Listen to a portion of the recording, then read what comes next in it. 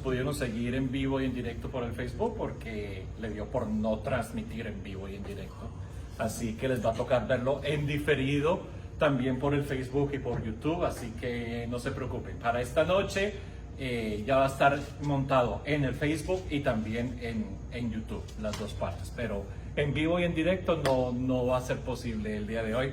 No le dio por transmitir. Sí, ya se salen las cosas de control, ya de las dificultades técnicas. Comencemos con nuestra oración. En nombre del Padre, y del Hijo, y del Espíritu Santo. Amén. Dios te salve María, llena eres de gracia. El Señor es contigo. Bendita tú eres entre todas las mujeres, y bendito es el fruto de tu vientre, Jesús. Santa María, Madre de Dios, ruega por nosotros los pecadores, ahora y en la hora de nuestra muerte. Amén. Gloria al Padre, al Hijo y al Espíritu Santo, como era en el principio, ahora y siempre, por los siglos de los siglos. Amén. Santo Domingo de Guzmán, ruega por nosotros.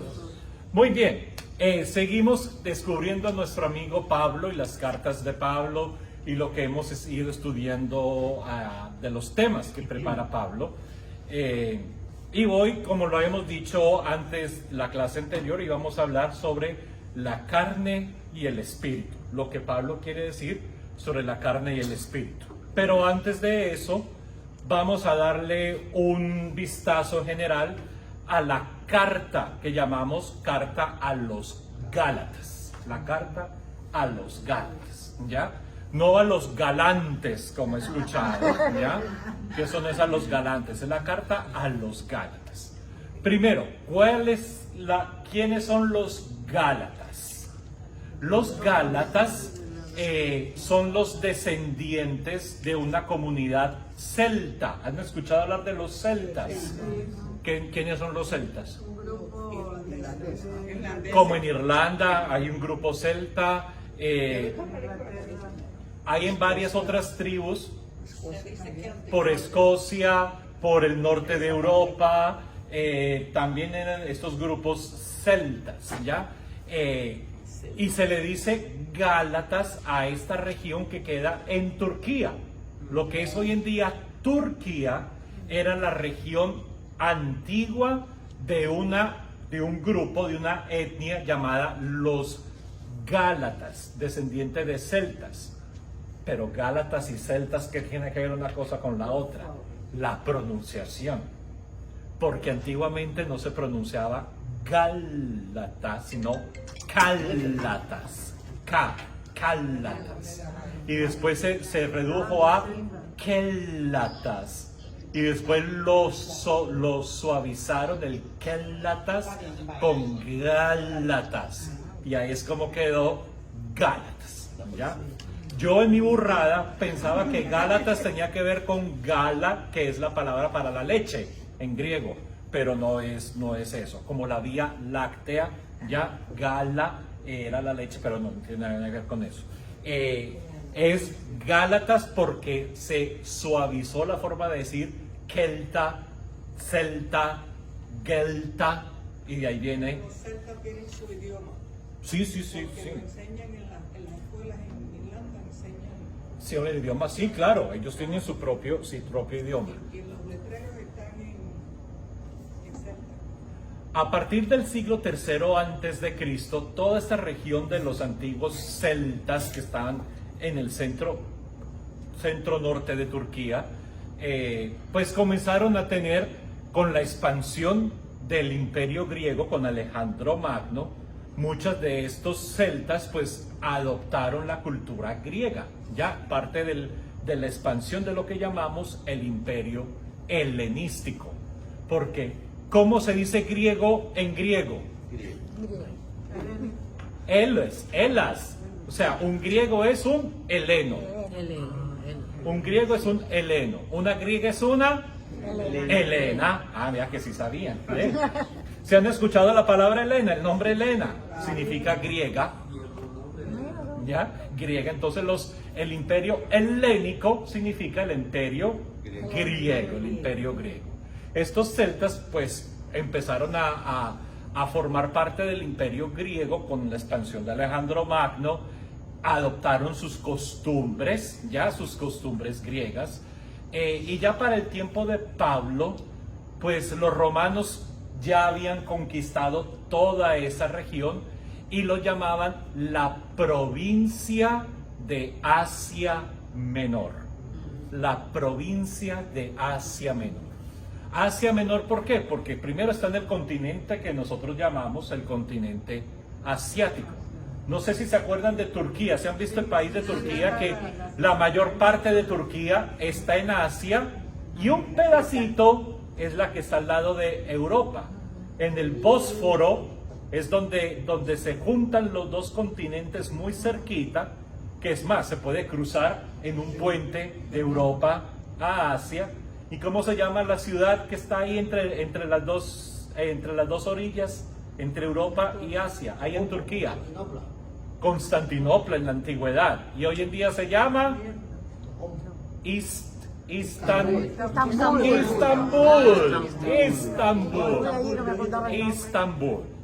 Pues, ¿cuál es la capital de Turquía? No es Istambul. No. Ankara. Bravo. Ankara. Ankara era la antigua capital de los celtas. Ahí en Turquía. Ya ven, ya nos vamos ubicando en qué parte vamos a estar. No sé si ustedes se acuerdan del mapita que les di hace mucho tiempo de los viajes de Pablo, ¿ya? Y en ese mapa van a encontrar, obviamente, Italia, Grecia y Turquía. Pues toda esta región de Turquía, en el centro, es lo que en el tiempo de Pablo es Asia Menor, porque así lo llamaban los romanos, pero antes de los romanos lo llamaban la región de los Gálatas. La región de los Gálatas, es decir, esos descendientes de las antiguas tribus celtas que vivían allí, ¿ya? La región de los Gálatas. Según nos cuenta Hechos de los Apóstoles, aquí estoy mirando mis noticas, según nos cuenta Hechos de los Apóstoles, Pablo pasó por esta región de Galacia, desde los Gálatas, la región de Galacia, los Gálatas, al menos 2 veces. En su segundo viaje, que comenzó a hacer sus predicaciones y a fundar comunidades, caminando pasó por esta región de Galacia, ¿ya? Y ahí después llega a la ciudad de Troas. En Troas toman un barco que los lleva hasta a Grecia, a Europa, y ya comienza la parte de la evangelización en Europa.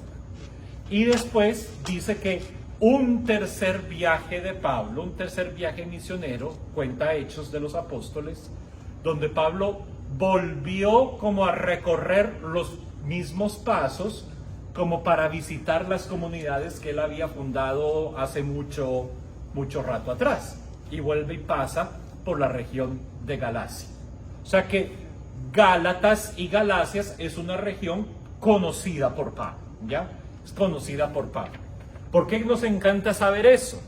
Porque así nos damos cuenta que la carta a los Gálatas sí es una carta auténtica de Pablo, porque le escribe a una comunidad que él conoció, que él visitó, según Hechos de los Apóstoles, al menos 2 veces pasó por esa región, ¿ya? Pasó por esa región. Hasta ahí muy bonito, pero ahí empiezan los peros. ¿En qué fecha la escribió Pablo? Ahí se están peleando todo el mundo. ¿Por qué? Porque dice, como no nos dice exactamente qué pueblo, qué ciudad entre los Gálatas, la carta que escribió la envía como a los corintios, sabemos que es la ciudad de Corinto, o a los filipenses, sabemos que es la ciudad de Filipo. O sea, como que nos da exactamente la locación. Gálatas es una región. Es como decirle carta a los de la Florida. Bueno, ¿a qué parte de la Florida? Ya que la Florida es una península grandecita, ya, grandecita. Entonces, ¿a qué parte nos estás hablando? Gálatas es esa misma región. Y Pablo no especifica a qué ciudad o a qué pueblo de los Gálatas manda este texto. Puede ser que haya sido una carta que se leía en varias comunidades. Es decir, ¿cómo es que se llama eso? Una carta circulatoria, dicen, ¿no? Que se lee aquí en Miami, por ejemplo, y después la mandamos a Naples, ¿ya? Y de ahí la mandan para Tampa, y sigue siendo los de la Florida, ¿sí me entienden? Y de ahí para Orlando. Como que una carta que circulara en ese sentido. Pero ¿cuál es el problema? El problema es por la fecha. Porque si Pablo va a mandar una carta después de su primer viaje a los Gálatas, entonces la primera fecha que van a poner es 54 al 55 después de Cristo. Pero si el viaje es el de los Gálatas, la segunda vez, él va por el sur de los Gálatas, no por el norte, sino por el sur. Entonces pueden ponerla aún más anteriormente todavía, 48 al 50. Traducido, hasta el día de hoy no tenemos una certitud de cuál es la fecha en que Pablo escribe la carta. La mayoría, no la totalidad, la mayoría de los estudiosos en Pablo y que estudian las cartas de Pablo, como este pechito, nos inclinamos a esta versión de aquí, a la primera. Es decir, Pablo regresó por las comunidades del norte de Galacia, volvió y las visitó, y cuando se da cuenta de lo que estaba sucediendo, es cuando manda la nota, la carta a los Gálatas para hablar sobre el problema que van teniendo. ¿Cuál es el segundo problema para la fecha de los Gálatas? Depende de cuándo podemos poner una fecha al famoso Concilio de Jerusalén. ¿Ya? ¿Se acuerdan del Concilio de Jerusalén? ¿No se acuerdan del Concilio de Jerusalén? Les ayudo. Concilio de Jerusalén, según Hechos de los Apóstoles, capítulo 15, el Concilio de Jerusalén es la discusión que tienen los apóstoles sobre debemos aceptar a los no judíos en nuestras comunidades sin hacerlos pasar por judaísmo. Exacto, la circuncisión, la comida kosher, todas las cosas. Aceptamos a los no judíos como miembros seguidores de Jesús sin que los no judíos se conviertan primero al judaísmo. Esa fue la decisión del Concilio de Jerusalén. ¿Y por qué nos interesa eso? Porque acuérdense que en Gálatas Pablo está peleando con este grupo que llamamos los judaizantes, que esos fueron los últimos que estudiamos juntos. Este grupo judío que acepta a Jesús, pero quiere que los que se convierten a seguidores de Jesús también tienen que ser seguidores de la ley y de las tradiciones judías, como la circuncisión, la comida, seguir todos los mandatos de la ley, los 613 códigos, todas aquellas cosas. Entonces, si Pablo regresa a la región de Galacia, a los Gálatas, después del Concilio de Jerusalén, cuando ya vienen con el certificado de esto de obligar a los no judíos a convertirse al judaísmo, ya el concilio dijo no es necesario. Entonces nos venimos a este tiempo más tardío. ¿Por qué más tardío? Porque según los estudiosos, óigame a mí, los estudiosos del texto ponen una fecha aproximada del Concilio de Jerusalén entre los años 49 o 50 después de Cristo. ¿Qué quiere decir? Que la fecha 48 al 50 sería muy temprana, antes del concilio de Jerusalén. Pero obviamente en esta fecha Pablo está peleando con esa gente. Pero será que si regresó de nuevo a los Gálatas, ya él tiene un certificado donde dice no es obligatorio que a los no judíos los tengan que convertir al judaísmo. Entonces sí sería 54, después del concilio de Jerusalén. Ahí tienen para que se maten y se diviertan, porque hay un grupo que dice que sí, que nos vamos con esta. Hay otro grupo de expertos que van con la segunda opción, ¿ya? Con la segunda opción. Así que ahí se los dejo.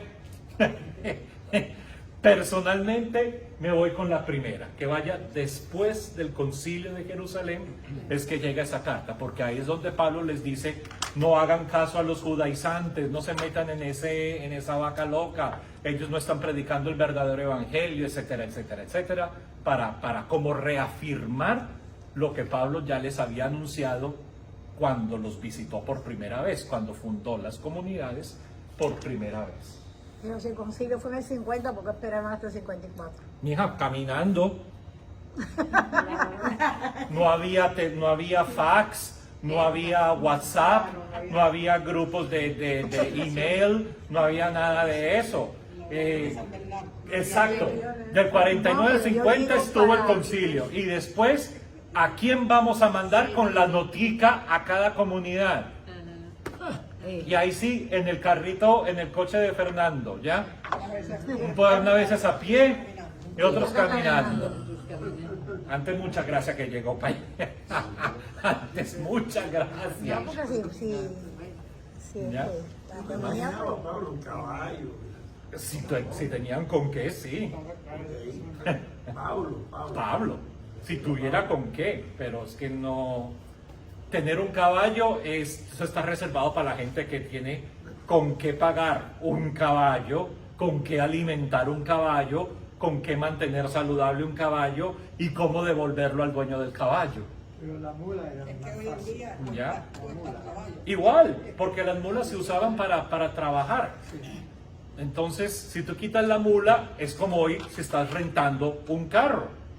Tienes que devolver el carro como con el tanque lleno, que no tenga accidentes, con el seguro, igualitos para ellos. Y obviamente, ¿de dónde flores si no hay jardines? Está bueno esto. Entonces, ¿qué toca? Con lo que nos mandó Diosito, Cuando a Jesús pie. entró en Jerusalén en un burro, ¿Quién? Jesús no entró en Jerusalén. Sí. Y lo mandó a prestar. Porque él mandó a los discípulos y dijo, allá en este pueblito van a encontrar un burro atado. Tráiganmelo. Y si el dueño les pregunta, ¿y ustedes qué están haciendo con el burro? Dígale, el maestro lo necesita. Ah, ¿cómo así? ¿Con la autoridad de quién? Y lo agarraron el burro. Falta ver si lo devolvieron. Porque el texto hasta ahí nos cuenta la historia. No sabemos qué pasó con el burro después de que Jesús entró a Jerusalén. ¿Ya? ¿Qué habrán hecho con el burrito, de verdad? Se lo devolvieron a Y su el dueño. burrito dice que regresó a Jerusalén y nadie le hizo caso. Imagínate. Al otro día, cuando el burro vuelve a Jerusalén, es que ¿y dónde está toda la gente que me recibió el día anterior? Vamos a ir a la mosca a investigar. ¿Cómo? Vamos a ir a la mosca a investigar. Exacto. A Elon Musk.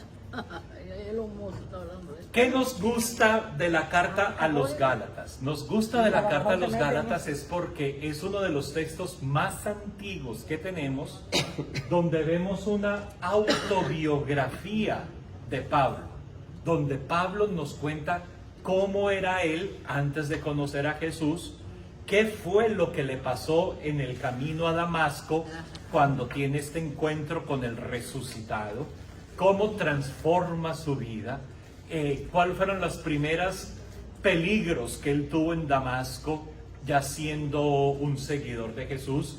Aquí en esta carta es cuando él nos cuenta que les tocó bajarlo a Pablo, él escondido en un canasto, y para sacarlo de las murallas y bajarlo por, o sea, en esa época eso es lo contrario a decir yo soy un macho, que se venga, que yo puedo, o sea, ¿cómo es que decimos hoy en día? El papá de los pollitos, yo, ¿cómo es que le dicen? La guapera, ¿cómo se dice? ¿Cómo se llama? La guapería. Guapería, exacto, la guapería. Ay, que se venga el que vea, yo no le tengo miedo a nadie, yo soy un varón y pues...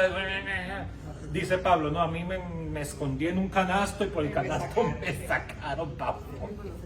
O sea, nos muestra que de su vida, que era un fariseo, que no sé cuántas, que se las sabía todas, que pasó a esconderse en un canasto para que lo saquen de la ciudad. Él no le perseguía a los que Pero después de su conversión, se convirtió, pero entonces ya perdió la guardería. parece. Sí, según él cuenta, es como dándonos ese contraste, antes de y después de, ¿ya? Después de, y dicen, no, terminé metido en un canasto, y que me sacaran escondido en un canasto. O sea, es preciosa esa autobiografía que él mismo nos cuenta sobre su historia. Yo no he dicho nada por tu vida. Nos cuenta cuál es el evangelio que él está predicando. También nos cuenta parte de ese evangelio. ¿Cuál es la verdad del evangelio que él predica? ¿Qué es lo que él se dedicó a decir en todos los lugares donde él iba y donde formaba comunidades? Nos presenta sus credenciales como apóstol. Ya, él dice, no, vea, yo también estuve en Jerusalén y yo conocí a Pedro, a Santiago, a Juan, es decir, los pilares de la comunidad en Jerusalén, y ellos no me miraron feo, ni me dijeron, ¿y usted ha parecido de dónde? Me recibieron igualmente y me mandaron con ese mensaje de continuarle predicando a los no judíos, con tal de nunca olvidarme de los pobres en Jerusalén. O sea que él también presenta que, aunque él no era parte de los 12 originales, los originales lo admitieron y lo aceptaron en la misión que él estaba haciendo, ¿ya? Y mira qué lindo, vamos a leer esta parte que esta sí me gusta. Bueno, toda me gusta, pero esta de cómo Pablo, esta carta a los Gálatas es una carta fuerte y hay varios insultos en esa carta hacia los Gálatas. Le dice, estúpidos Gálatas, ¿quién los hechizó? ¿Quién les hizo olvidar del evangelio? Ustedes son tan brutos que se dejan, o sea, los trata malísimo. Pero también les dice, ay, yo los quiero mucho. Ay, yo los adoro, ustedes son tan buenos que son, ay, las empanadas tan ricas que hacen. Ay. O sea, no es que estuviera bravo con ellos, sino que había que ponerle las tuerquitas un poquito, porque por los judaizantes, ¿ya? Vamos a leer cómo él habla de los Gálatas. Gálatas capítulo 4, versículos del 12 al 20. Hermanos, les ruego que se vuelvan como yo, porque yo me he vuelto como ustedes. Mira, esperen, te voy a ir cortando de pedacitos. Vuélvanse como yo, así como yo me volví como ustedes. Precioso eso. ¿Qué quiere decir esa frase? Yo me vuelvo como ustedes. Se solidariza. O sea, ustedes no son diferentes a mí. Ustedes no son, ay, aquí llegó el guaperas, ya aquí llegó el que sabe el verdadero evangelio, sino que yo me voy a poner en la situación en la que están ustedes, ¿ya?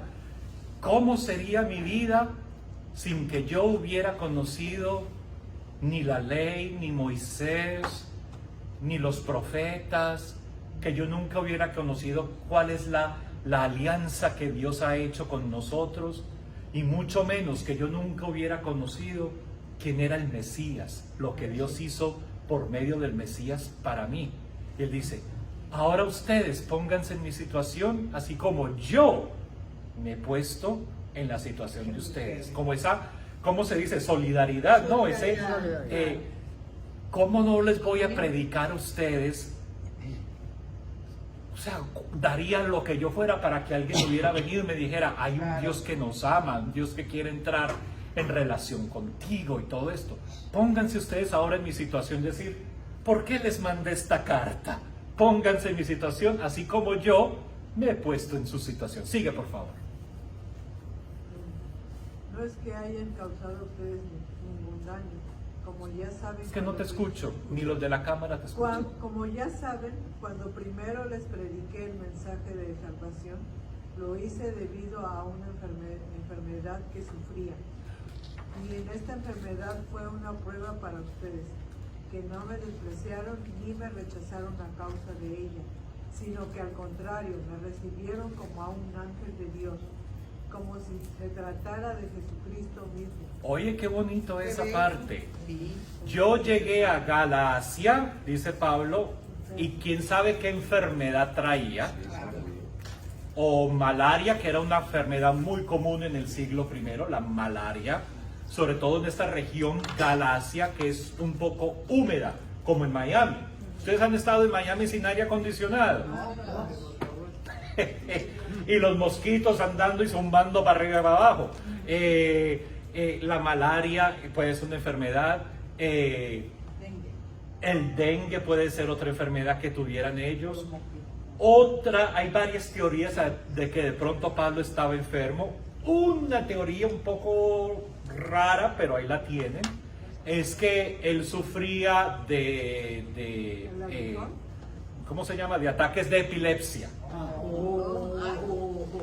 Que él dice, hay una teoría porque él dice que en la carta a los Corintios va a decir que él tiene que Satanás lo tormenta en su carne como una espina en la carne, y que él le ha pedido a Dios que lo salve, que le quite eso y todo. Entonces, una teoría que dicen que puede ser epilepsia, que por eso en el camino al Damasco él se cae, tiene visiones, escucha cosas.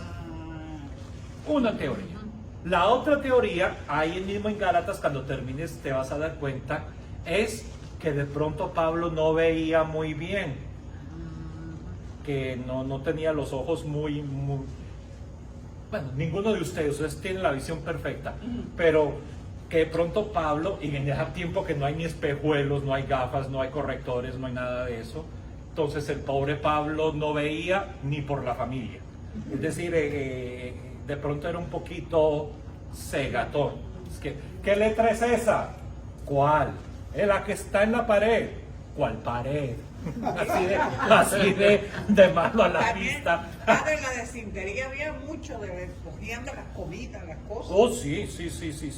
Entonces, mira, él dice, llegué a Gálatas enfermo y ustedes en vez de rechazarme, me recibieron y aceptaron mi mensaje como si fuera un ángel o como si fuera el mismo Jesucristo. Mira qué afecto le tiene él a los Gálatas. Sigue, por favor. ¿Qué pasó con aquella alegría que sentían?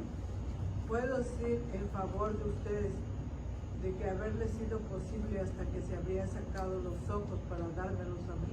¿Ves? Si hubieran sacado los ojos para dármelos a mí, es decir, como para, si de pronto la enfermedad que tenía Pablo era de la vista, y él dice, hasta ustedes del afecto que me tenían, se hubieran sacado los ojos para dármelos a mí. Puede ser también que Pablo en su retórica está exagerando, como buen paisa, no mentiras, como buen colombiano exagerado, debe ser eso de exagerar de lo que los Gálatas fueran capaces de hacer por Pablo, y ahora les dicen, ¿qué pasó con eso? ¿Qué pasó con esa alegría y ese cariño que me habían mostrado? Termina, por favor. ¿Y ahora acaso me he vuelto enemigo de ustedes solamente porque les he dicho la verdad? Ajá. Esa gente tiene mucho interés en ustedes, pero no son buenas sus intenciones. Lo que quieren es apartarlos de nosotros para que luego ustedes se interesen por ellos. Claro que es bueno interesarse por los demás, pero con buenas intenciones, y que sea siempre, no solamente cuando estoy entre ustedes. Muy bien, muchas gracias. ¿No te da cuenta? ¿No han votado? Hasta el Hijito 20, mío, sigue. otra vez sufro dolores por ustedes, como una madre sufre dolores en parto. Espectacular. Y seguiré sufriéndolos hasta que Cristo se forme en ustedes.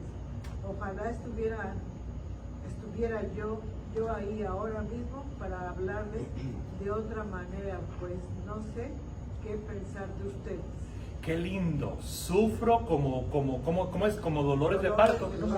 Como una mamá. Para ustedes, para mí, es como una mamá que sufre cuando sus hijos se ponen malcriados y en vez de respetar pero eso no pasa hoy en día, ¿no? Los hijos hoy en día tratan a la mamá, traen a la mamá así, como una reina, ¿no? Mándenlo a Cuba, a Pablo. Ya, exacto, es decir, qué linda esa relación que Pablo tiene con los de Gálatas, y dice, ojalá estuviera yo allá y les pudiera hablar cara a cara en vez de mandarles una notica. Ojalá pudiera ir yo y hablarles y decirles, porque claro, el papelito lo aguanta todo, pero cuando tú hablas con la persona cara a cara, ya la cosa cambia, ¿cierto? O sea, esta carta es preciosa en ese sentido. Y obviamente vemos, como lo dividen los expertos, que del capítulo 1 al capítulo 4 es la explicación, todo lo que, recuerden lo que yo les enseñé, recuerden qué es el Evangelio, cómo fue lo que me pasó a mí, qué es lo que el Señor hizo conmigo, etcétera, etcétera, etcétera. Y del capítulo 5 al 6 ya son las recomendaciones. Yo te recomiendo, te exhorto, es la palabra técnica. Yo te exhorto, y no sé si en la misa ustedes escuchan eso. Por eso, hermanos, los exhorto a que, es decir, esa es la parte, pongan en práctica esto que les estoy mandando a decir. Muy linda esa carta, muy linda esa carta. Y vamos a Gálatas 6:11. Y alguien que busque Romanos 16:22. Un estudiante con Gálatas 6:11 y el otro Romanos 16:22. ¿Ya? Yo tengo Gálatas 6:11. Tú tienes Gálatas 6:11. Ok, alguien que busque, tú tienes Romanos. Yo tengo Romanos 6, Ok, allá tienen Gálatas y Romanos. 16, 22, ¿no? Sí, empecemos con Gálatas. Advertencias y saludos finales. Bueno, acuérdate que los subtítulos es el que hace esta Biblia, los que los pone, pero en el texto original nunca hay subtítulos. Bueno. Miren ustedes con qué letras tan grandes les estoy escribiendo ahora, con mi propia mano. Esos que quieren Ya, obligar... ese es el número 11 nada más. Ok. Es el sello. Sí, miren con qué... Miren ustedes con Seis qué y letras once. tan grandes les estoy escribiendo ahora, con mi seis y propia Sí, mano. 11 nomás. ¿Por qué les mando a darse cuenta de eso? Normalmente,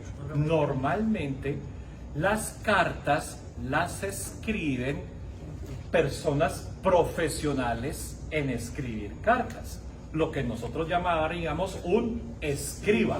Hoy en día, una secretaria, un secretario, que son gente que saben cómo escribir una carta. ¿Qué haces tú? Le dictas, le dices lo que quieres escribir y la persona ya lo pone de una forma correcta. Léeme Romanos 16:22. Yo, Tercio, que he escrito esta carta, lo saludo en el Señor. Ahí está. La carta a los romanos la escribió ¿quién? Tercio. Es el único texto, la única carta en todas las cartas de Pablo donde el que escribió la carta nos manda saludo con nombre propio. Yo, Tercio. Y a ver, ¿cuántas parroquias conocen ustedes? Parroquia de San Tercio. A la pobre Tercio lo sacaron así de yo, Tercio, que escribí esta carta, les mando saludos. Es decir, Pablo lo dicta y Tercio, que era el profesional, lo escribió. Pero ¿qué sucede? Era normal que al final de la carta, el autor, es decir, el que estaba dictando la carta, de su puño y letra, pues escribiera una frasecita o una cosa como para decir que sí es Pablo o la persona que está diciendo. Y ahí es donde aparece Gálatas 6:11 que dice, miren con qué letras grandes, algo así. De mi propia mano. Escribo. Que las letras grandes, algo así. Sí. Mire con qué qué letra letra grande grande utilizo. De nuevo, ¿será que de verdad Pablo Sí, lo escribía sufría grande. de los ojos? Que mire qué letra tan grande y otro, me va a gastar la tinta. Mire con qué letra de mi propia mano, mientras que el escriba, me imagino que era todo pulidito, todo bien organizadito, llega Pablo y le hace así las... Pero era tradicional que el que dictaba pues pusiera como una frasecita, o yo Pablo lo saludo, o algo así, o yo Evaristo lo saludo, una cosa así. Como la firma También del hay Papa. otro, hay un que Como la Gallo, firma, exacto. Erasto, Gallo, otro que les escribe, también lo saluda Erasto, y el hermano Cuarto. Si están buscando nombres para los nietos, ahí está. Erasto, Cuarto, Tercio, Gallo, digamos, o sea, esos nombres Gálata.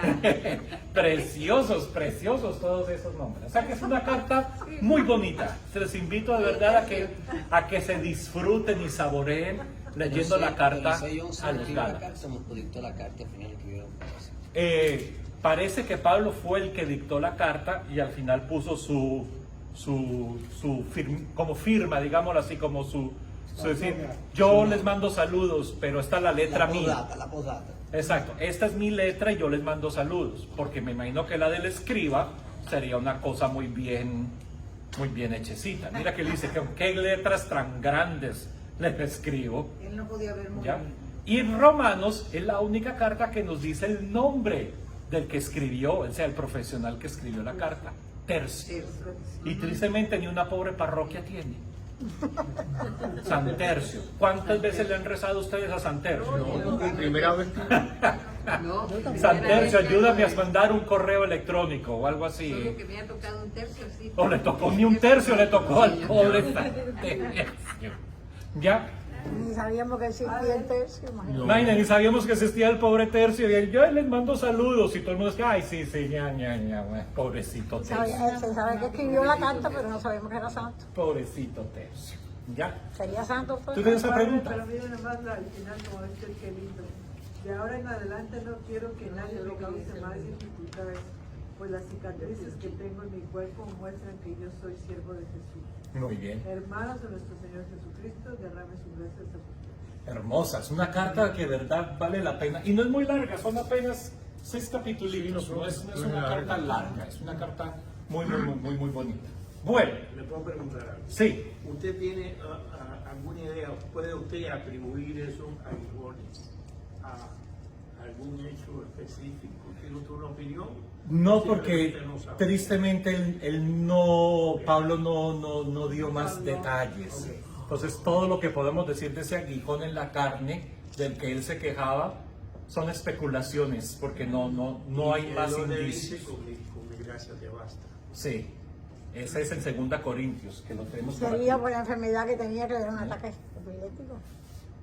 Ve tú a saber cuál era. O sea, La vida que él no dice. entró en más detalles. Pablo no nos dio más detalles acerca de eso, entonces. Aguijones, en Gálatas dice que hasta ellos se arrancarían los ojos para dárselos. Mire cómo escribió de grandes las letras.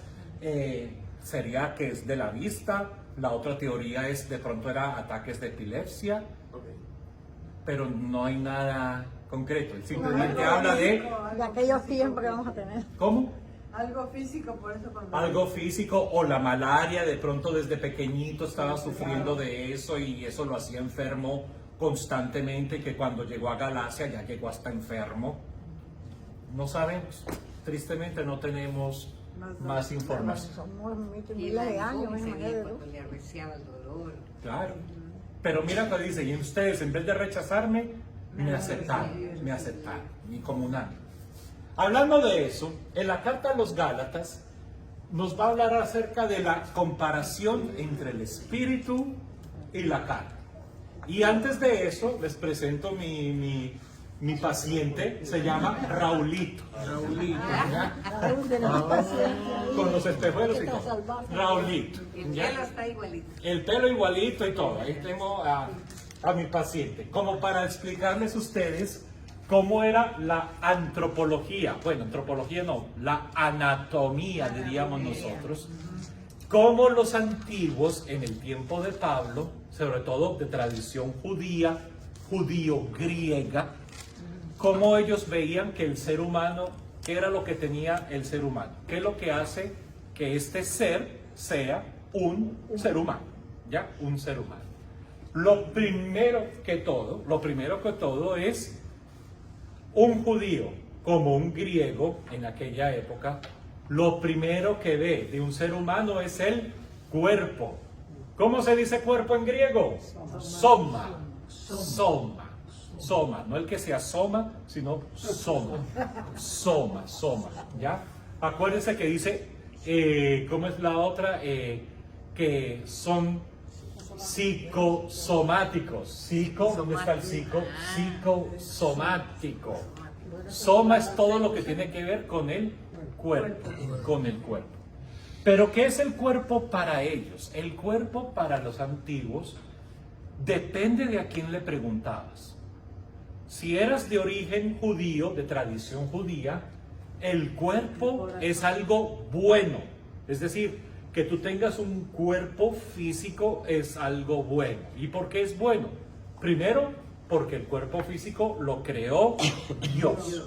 Es decir, el cuerpo físico hace parte de la creación de Dios. Y decía el texto, y Dios vio que todo era bueno, según el libro del Génesis. Entonces, tu cuerpo hace parte de ese plan de Dios para tu existencia. Tú como ser humano vas a tener un cuerpo específico. Cuerpo también va a hablar para ellos como judíos de que somos seres mortales. Es decir, que nuestro cuerpo nace, crece, se reproduce y como el yogur tiene fecha de caducidad. ¿Ya? Tiene fecha de caducidad. Es decir, que va a llegar un momento en que nuestro cuerpo ya va a dejar de funcionar. No porque sea una cosa mala, sino porque eso es lo que es el cuerpo que vamos a hacer. Ya. El cuerpo es así, el cuerpo tiene funciones y llega un momento en que la carrocería ya falla, que ya uno le suena hasta la pintura, que ya uno mastica hasta el agua, que o sea ya el cuerpo deja de funcionar, ¿ya?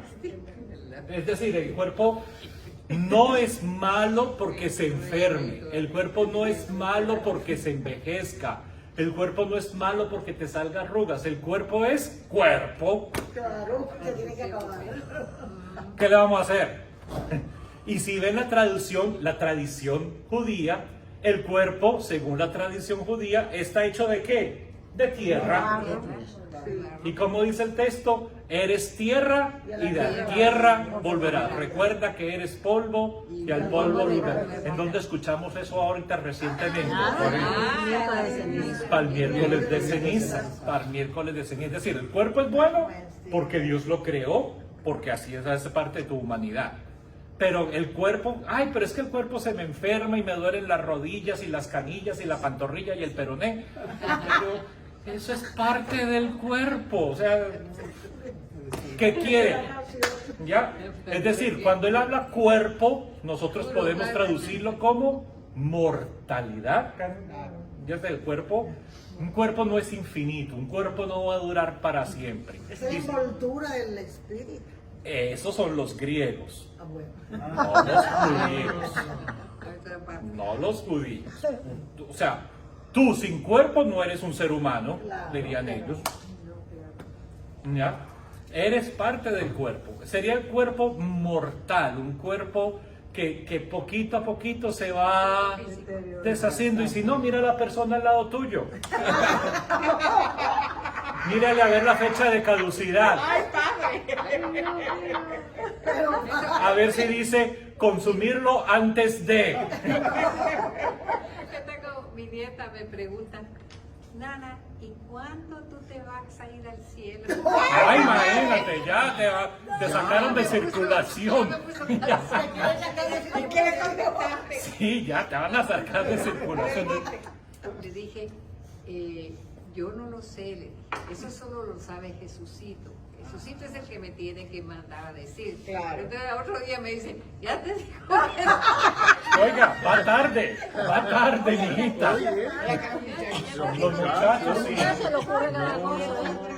Ella piensa que en algún lugar iba. ¿Y cuándo ibas para el home? A visitarla. Ay, Dios mío. Mira eso. No, yo conozco a unos que tienen como orden de captura en 3 cementerios. Y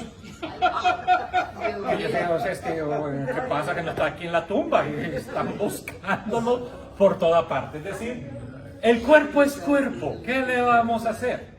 Pero obviamente en la tradición judía se van a dar cuenta que el cuerpo también tiene sus mañas, diríamos nosotros hoy en día. ¿Ya?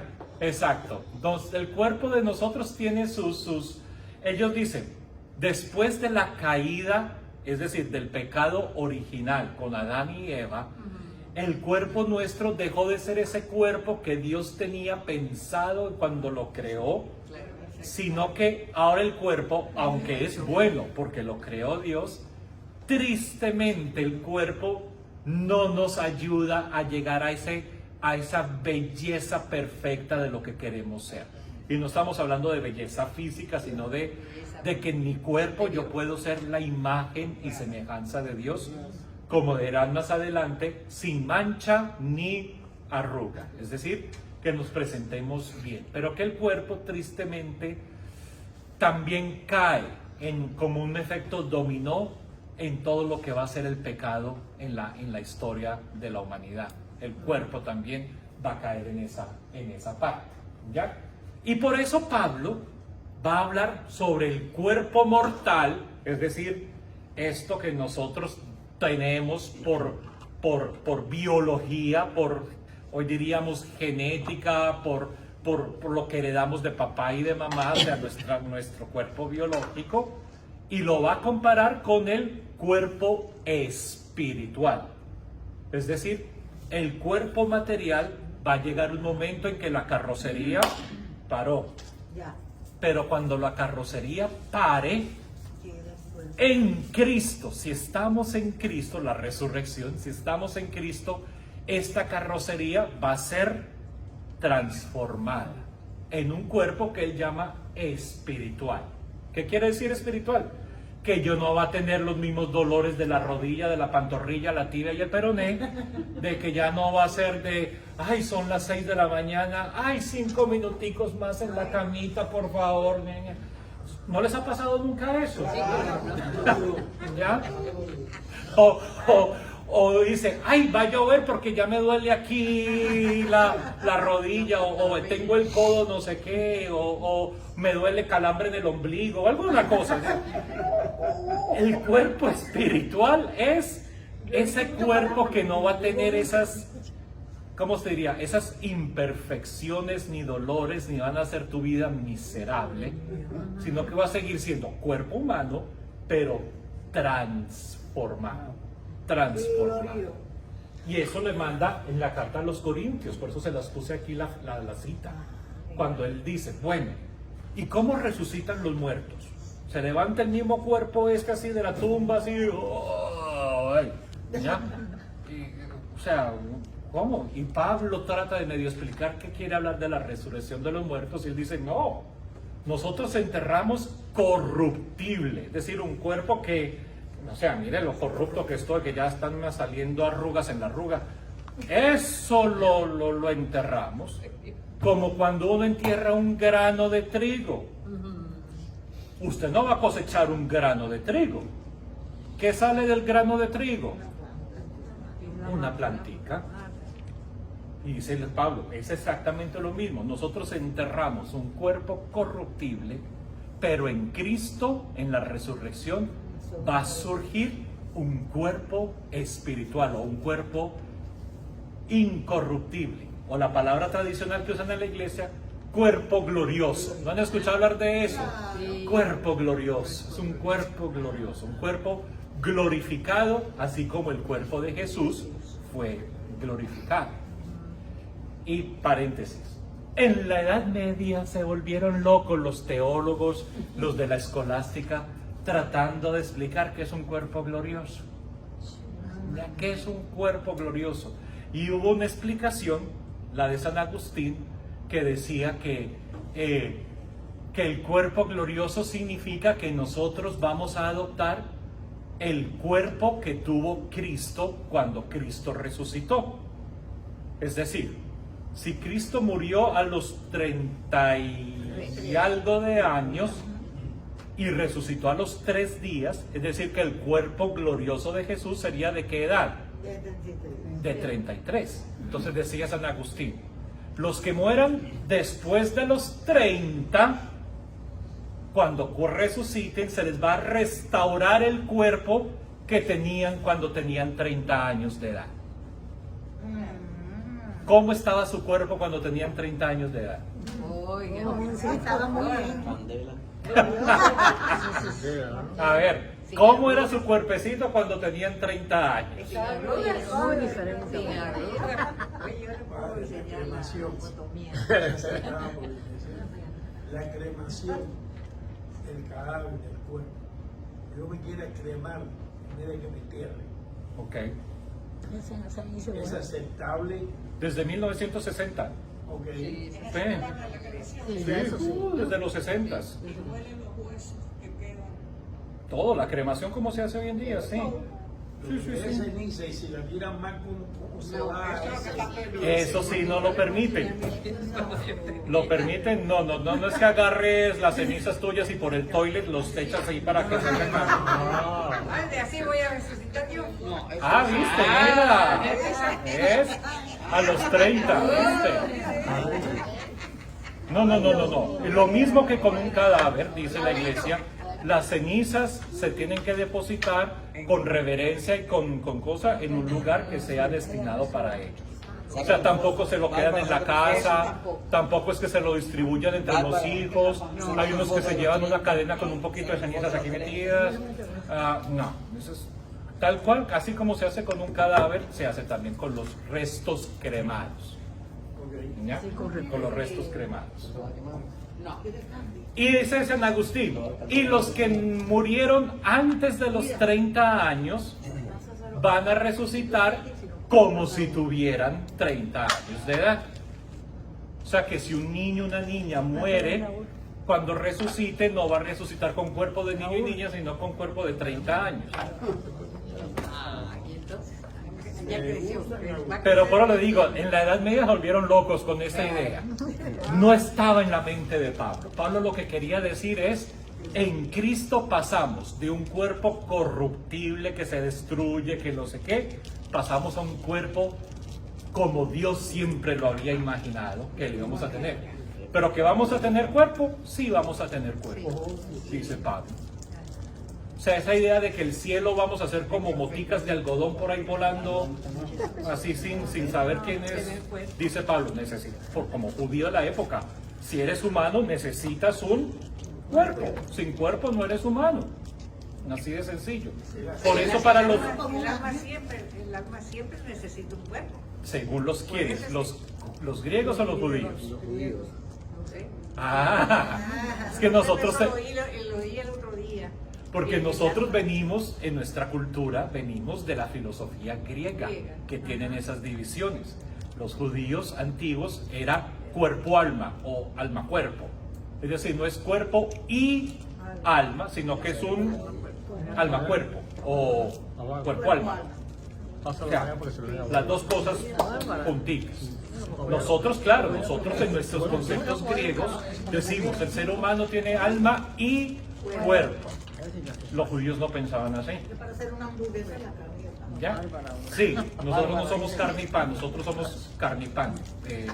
Pan. Salchipapas, como venden en Colombia. ¿Ya?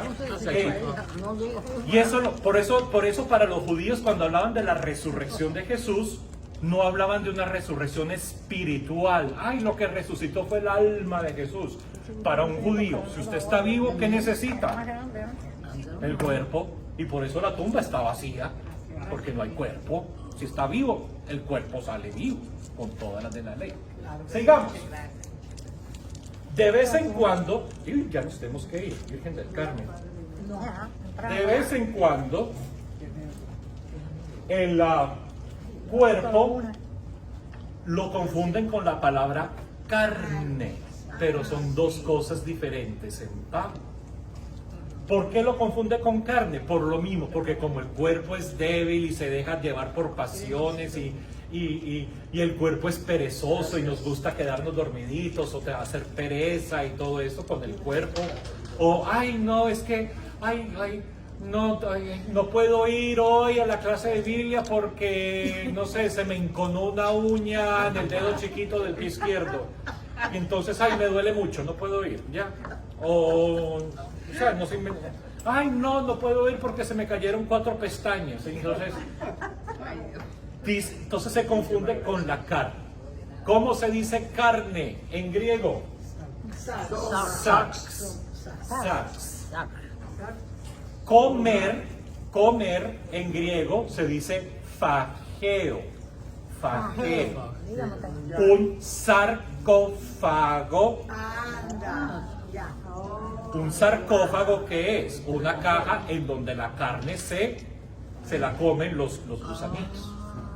Eso es un sarcófago. ¿Vio cómo aprenden de bueno? Fageo es comer y sarx es carne. Un sarcófago es la caja donde la carne se la comen los animalitos. Nada, Qué interesante. Fageo. No sabía yo.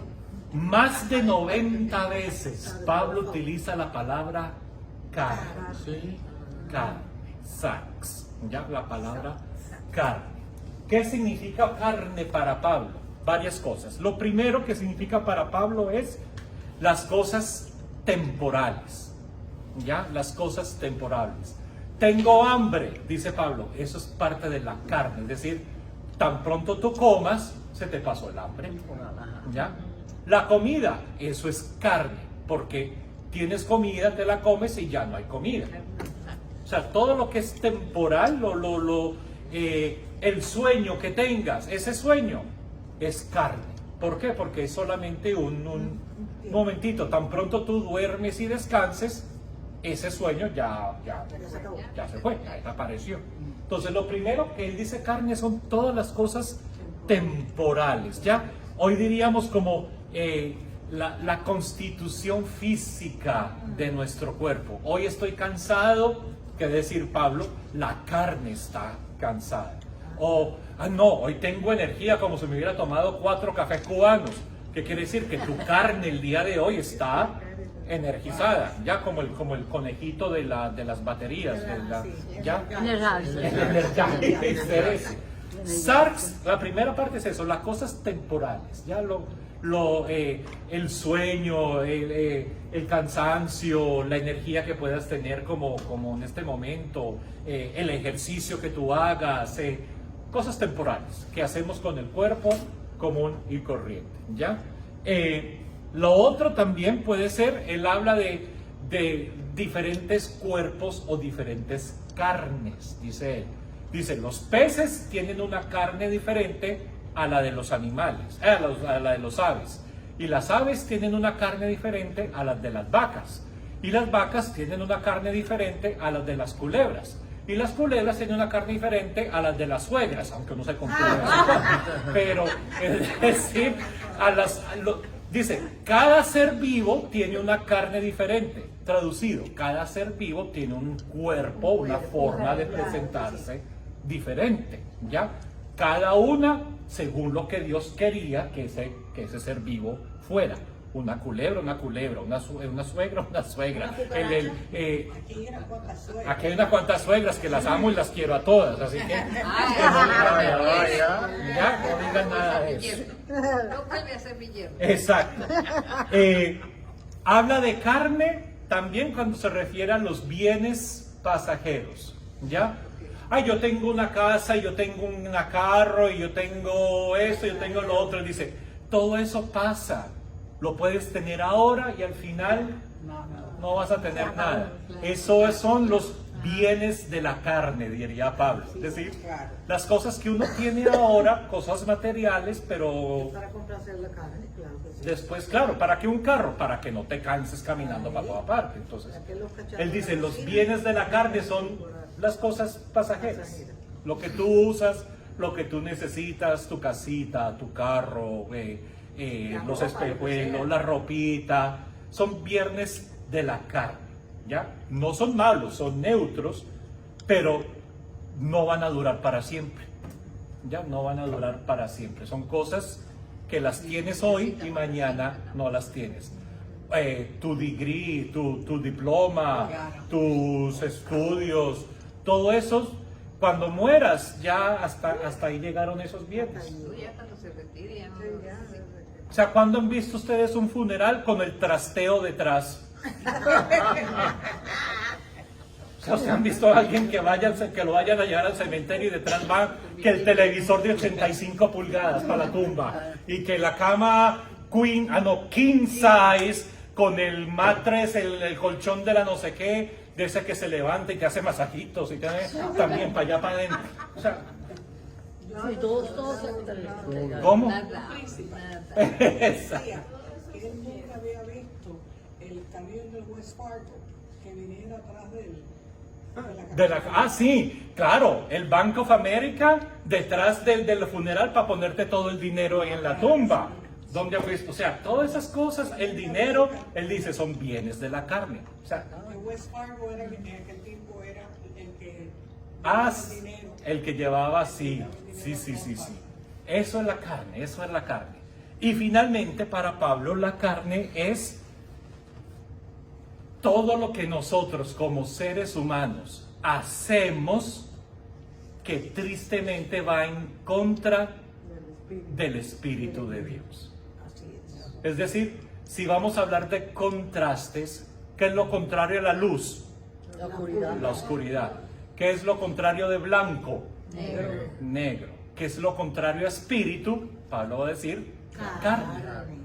Es decir, todas las actitudes y los comportamientos que tenemos, que en vez de demostrar el Dios del amor, de la piedad, de la bondad, de la justicia, todo eso, ¿qué es lo que terminamos haciendo? Celos, peleas, rencores, envidias, chismes, discriminamos.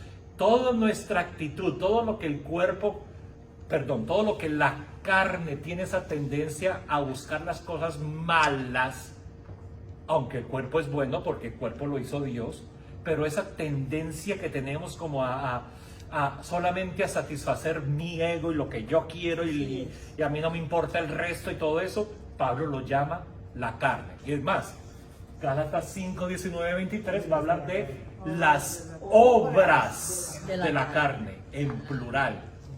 Las obras de la carne. Las obras de la carne. Es decir, cómo la carne en nosotros mismos nos va llevando poco a poco a separarnos de lo que Dios realmente quiere que el ser humano sea. ¿Ya? Eso es lo que él habla de la carne. Hoy día lo podemos...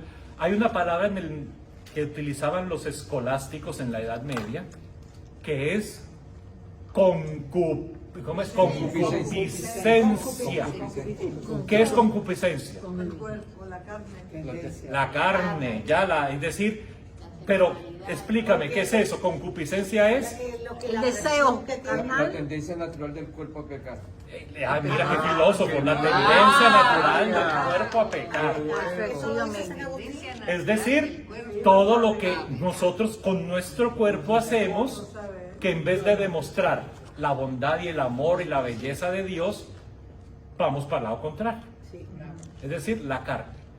¿Qué quiere decir? Cuando hay mucha gente que dice, ay, hay que castigar la carne, y tú los has visto que se dan látigo ellos mismos, o que Pablo nunca va a decir eso, porque es que una cosa es la carne, es decir, esa tendencia que tenemos a no hacer lo que Dios quiere, muy diferente a castiga este cuerpo que Dios te dio, que es parte de tu humanidad. Eso de separarte el cuerpo, Pablo nunca iría a pensar una cosa así, porque si te quitas el cuerpo, ¿qué va a quedar de ti? Pero la carne, es decir, esa tendencia de envidia, de discriminación, de mirar al otro por debajo, o sea, esa, no sé si me explico, él va a hacerle el contraste, así como hacemos contraste entre luz y oscuridad, el contraste sería espíritu o carne.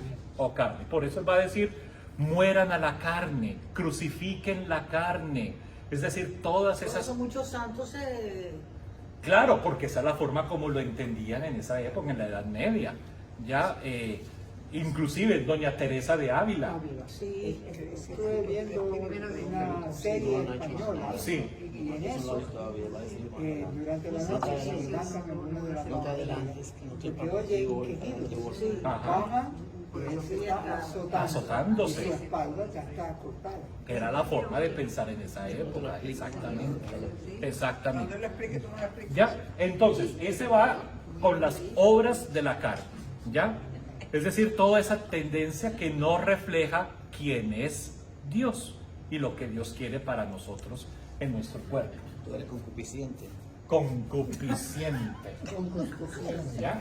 Pero aún así, en Gálatas 2:20, Pablo de una forma hermosa nos dice, aunque la carne es esa tendencia fea en el pecado y todo eso, aún así Dios nos amó en la carne.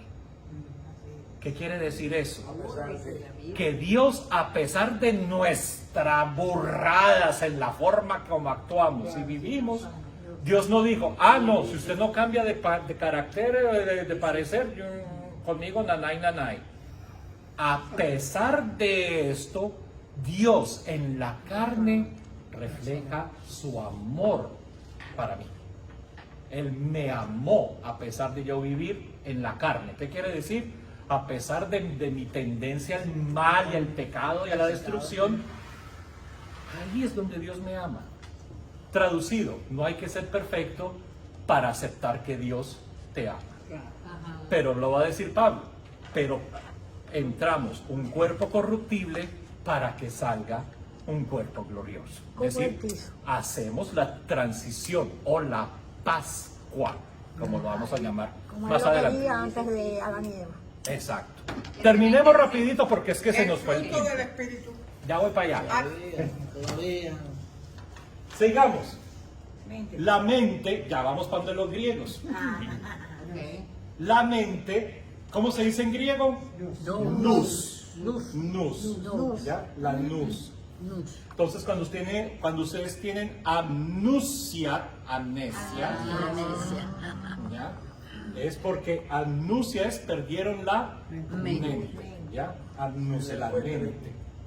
La mente para Pablo, o para la época de Pablo, es la inteligencia, la capacidad que tienen los seres humanos para razonar, para pensar, para aprender, la inteligencia.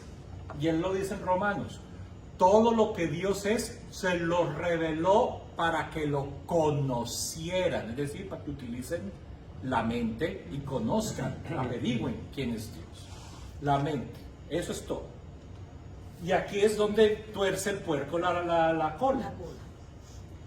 ¿Cómo se dice alma en griego?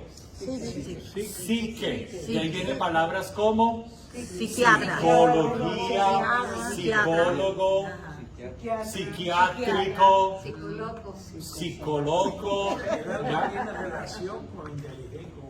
Exacto, el psique es la vida del ser humano, que es diferente a la vida de un animal. Pero el alma. Exacto, nosotros lo traducimos como alma. En griego se le dice psique. Los animales no tienen alma. Claro. Alma psique. Alma psique, porque animal viene del latín anima, que significa alma. Por eso conocen a sus hijos. Pero psique es nosotros lo llamaríamos alma humana, es decir, la vida del ser humano. ya la vida del ser humano. Entonces, el animalito sí tiene alma. Sí, pero no tiene alma psique. Ah, Exacto. ok. O sea, el psique es propio de los seres humanos. Los otros seres vivos tienen otro alma, porque por eso están vivos, pero no es la psique. No la psique. La psique, ¿ya? Ok. La psique. Ahora, Tú tienes psique. para un judío no hay mente. El judío antiguo no conocía lo que es la mente. Para un judío antiguo todo está en el alma, en el psique. Claro.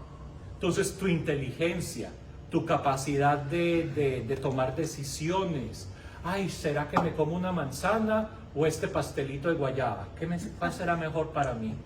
El pastelito de ¿Pastelito de guayaba o la manzana? O sea, cuando tú tienes que tomar una decisión, ¿me caso o no me caso? ¿Esto será bueno? O sea, ¿dónde tomas tú las decisiones? Los judíos van a decir en la psique. ¿Y dónde queda la psique? La mente. En el alma, en la mente.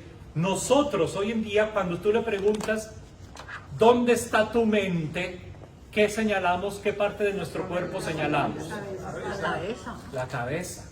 Y si tú le decías a un antiguo judío, ¿dónde está tu psique o tu alma? Porque tu mente, ellos no dividían los dos.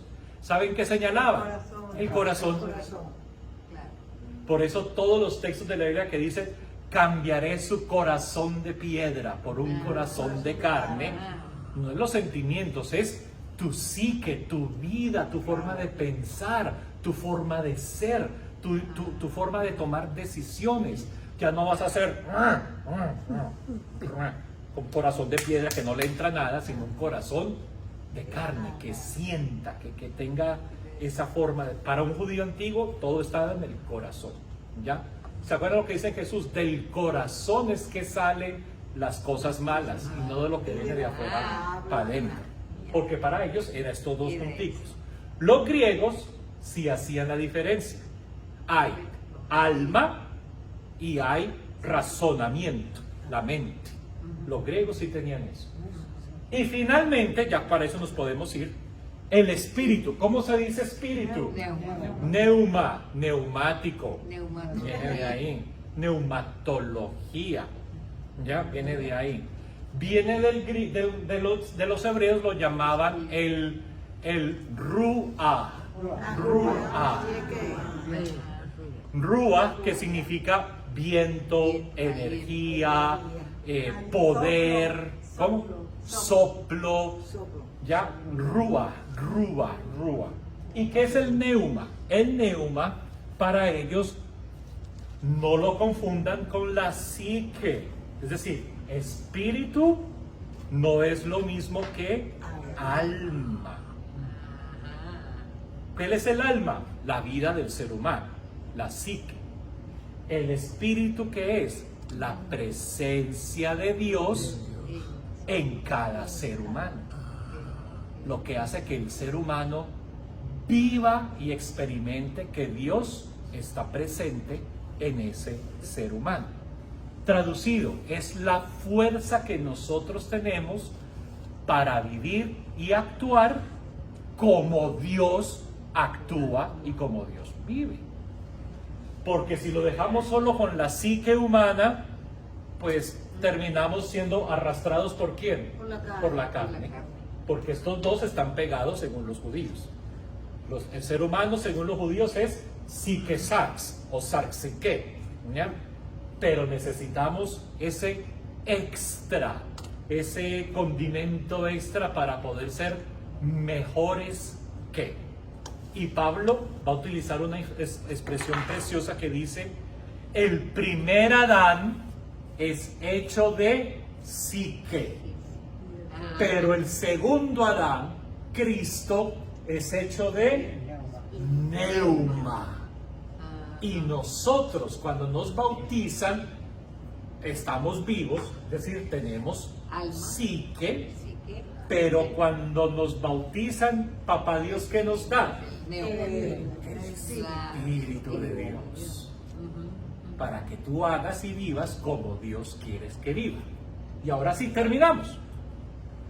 Gálatas, de nuevo en capítulo 5, Pablo va a contrastar las, plural, obras de la carne con el Fruto del es fruto en singular.